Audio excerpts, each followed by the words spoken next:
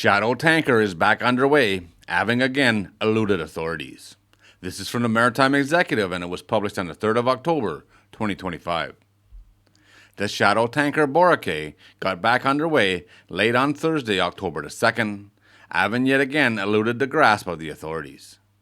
The French have been detaining the vessel since Saturday, September the 27th, and before that, the same vessel was held for 15 days in Estonia. Despite multiple reports of a false flag and sanctions by the EU and the UK, the vessel continues to sail.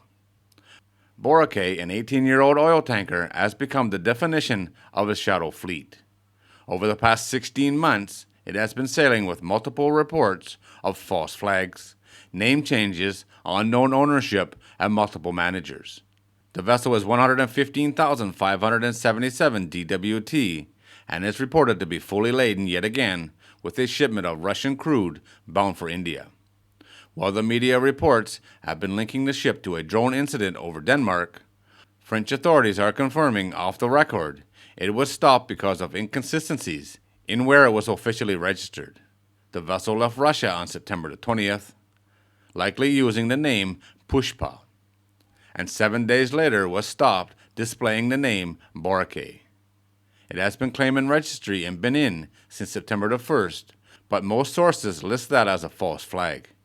Before that, she claimed registry in Malawi and Gambia in 2025 after losing its flag in Djibouti at the end of 2024. French authorities have not made official comments on the vessel's status, and Reuters and AFP noted they have not received a response to questions about the release of the vessel. AFP reports the Chinese captain and chief officer were released by the French authorities on Thursday and returned to the ship, which was anchored off Saint Nazaire.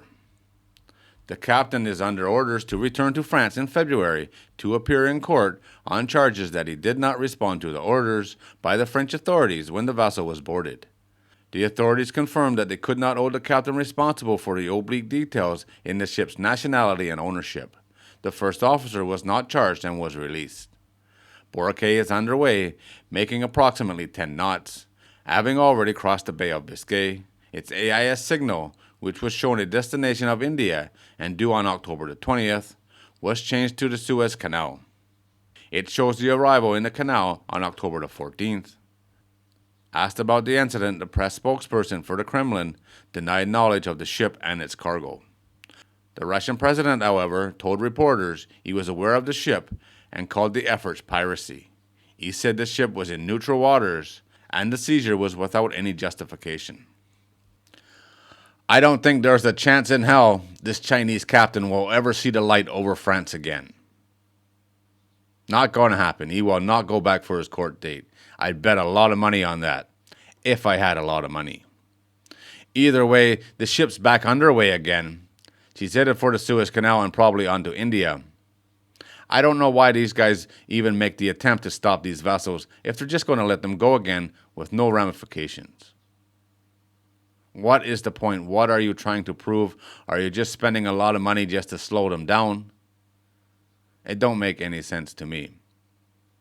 Maybe there's more behind the scenes than is being reported, but these vessels with unknown names, unknown ownerships, unknown flags, and unknown insurance, which hasn't been mentioned in this case. Can you imagine what would happen if one of these vessels sank or got into a wreck? Collisions at sea is happening way too often.